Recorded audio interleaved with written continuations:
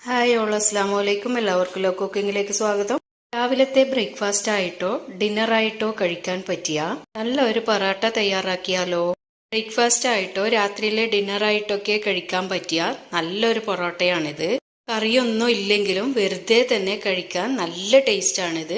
നല്ല മണവും രുചിയുള്ള നല്ല ഇതളായിട്ടുള്ള ഒരു പൊറോട്ട തന്നെയാണിത്. നല്ല സോഫ്റ്റ് ആയിട്ടുള്ളതും ചൂട് ചായയുടെ കൂടെ കഴിക്കാൻ തന്നെ നല്ല രുചിയാണിതിന്.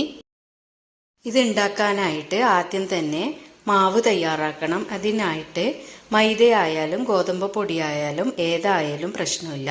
അവരവരുടേതായ ഇഷ്ടത്തിനനുസരിച്ച് ചപ്പാത്തിക്കൊക്കെ കുഴക്കുന്ന മാതിരി കുഴച്ച് നല്ല സോഫ്റ്റ് ആക്കിയ മാവാക്കി എടുക്കാം. ഇനി ഓരോ ബോൾസ് ആക്കി എടുക്കാം.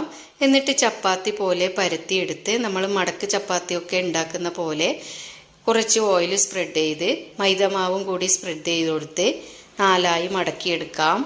റൗണ്ടായി പരത്തിയെടുത്തിട്ടുണ്ട്. ഇനി ഒരു ടീസ്പൂണോളം ഓയിൽ സ്പ്രെഡ് ചെയ്ത് കൊടുക്കുക. അതിൻ്റെ മേലെ മൈദയും കൂടി തൂവി നാലായി ഇതുപോലെ മടക്കി പരത്തി സ്ക്വയറായി പരത്തിയെടുക്കാം.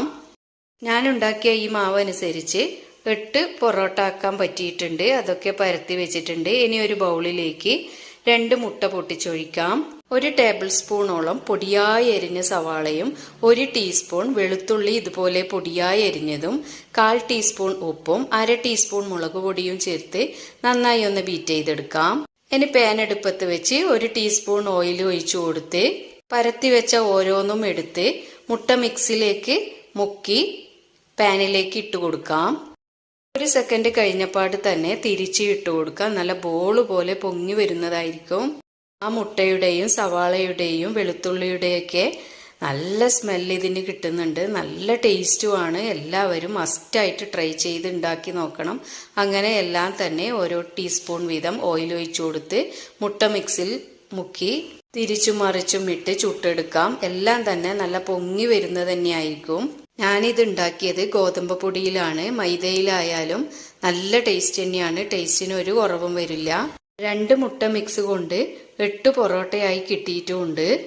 എല്ലാവരും മസ്റ്റായിട്ട് ട്രൈ ചെയ്ത് ഉണ്ടാക്കി നോക്കി ഫീഡ്ബാക്ക് അറിയിക്കണം. വീഡിയോ ഇഷ്ടമായാൽ ലൈക്ക് ചെയ്യണം, ഷെയർ ചെയ്യണം, സബ്സ്ക്രൈബ് കൂടി ചെയ്യണം.